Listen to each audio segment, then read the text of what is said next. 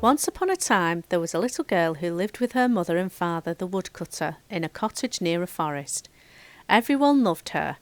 Her grandmother, who lived on the other side of the forest, was very fond of her too and loved to make her presents. She made her a wonderful red cape with a warm hood, which the little girl wore all the time, especially when she visited her grandma. Can you guess who she is?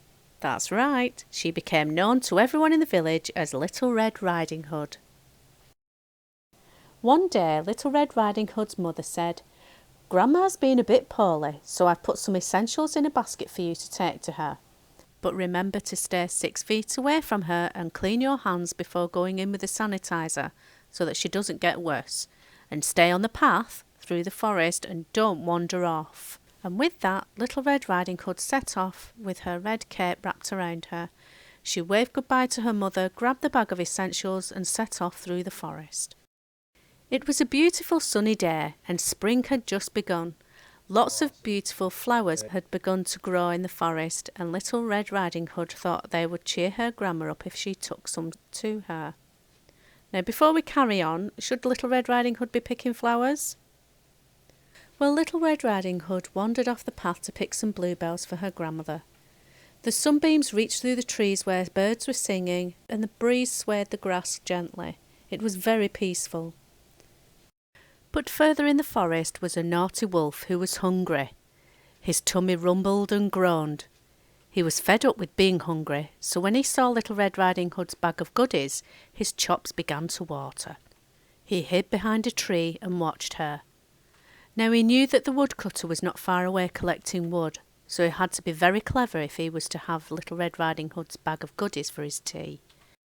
He put on his best smile and approached her, whistling a happy tune.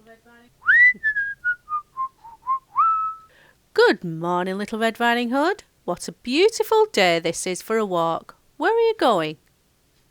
Now, Little Red Riding Hood knew the wolf was always up to something, so politely she said, "I'm going to take this basket of goodies to my grandma's because she's a little poorly. I'm picking some of these lovely flowers to cheer her up too, so I can't stop and talk to you. Goodbye." The naughty wolf knew where Grandma lived, and also knew a shortcut that would get him to her house quicker than Little Red Riding Hood. He raced through the forest and knocked on the door. "Who's there?" "Little Red Riding Hood. I've brought you some essentials and flowers to help you get better." "Lift up the latch, my dear, and come in. I'm still in bed." The wolf opened the door and stepped inside. "Oh my! You're not Little Red Riding Hood. Mr. Wolf, get out this instant, you bad wolf." "Not on your Nelly, Granny. I'm here for that basket of goodies Little Red Riding Hood's bringing for you, and I haven't eaten for days."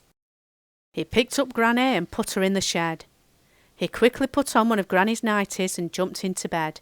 He slid on her glasses and nightcap, feeling very pleased with himself, and waited for Little Red Riding Hood to arrive. Very soon Little Red Riding Hood arrived at Granny's cottage. She knocked on the door and heard a voice from inside. "Come in, my dear. Lift the latch and come in." Little Red Riding Hood was puzzled. That didn't sound like Granny, but perhaps it was the flu that made her voice sound a bit rough.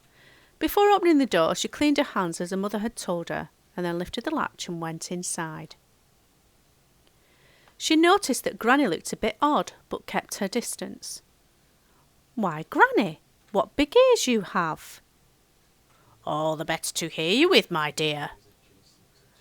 "And Granny, what big eyes you have!" "All the better to see you with, my dear." "And Granny, what a big nose you have!"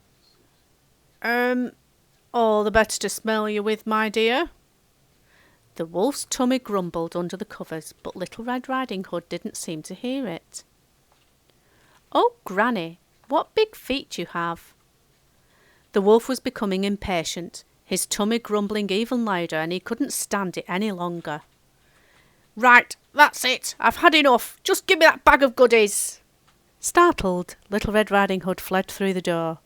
The wolf gave chase. Now Little Red Riding Hood was a clever little girl and knew what the wolf was up to. While she had been picking flowers in the forest, She had met her father chopping wood for Granny's fireplace and knew he would be along shortly. Her father was right there at the door with the firewood and his axe, looking very cross. The wolf stopped in his tracks and screamed. His shoulders slumped and he began to cry and begged father not to kill him. "I'm not here to kill you, Wolf. I have a better idea. But first we're going to go and get Granny out of that shed and put her back to bed and make some tea." The wolf agreed and, sobbing, carried Granny back to bed. "I'm sorry, Granny." "Now look here, Wolf. You can't go around stealing other people's food and scaring them. If you're short of food, then you must work for it. If you chop firewood every day for Granny and keep her cottage nice and warm, then you'll be rewarded with a meal every day." The wolf was overjoyed at the woodcutter's kindness. He agreed and even began looking after her garden, which became the best kept garden anyone had ever seen. It was full of wild flowers, fruits and vegetables, and Wolf was never hungry again. He and Little Red Riding Hood became the best of friends and went on to have lots of adventures together. The end. Hello, my little sausages. It's Maddie, or Manny, or Mandy. How are you? All the ladies miss you very much, and we hope you're all having lots of fun at home. I hope you've enjoyed the story, and if you'd like me to make some more, let me know, and I'll see what I can do. See you soon, guys. Bye-bye for now.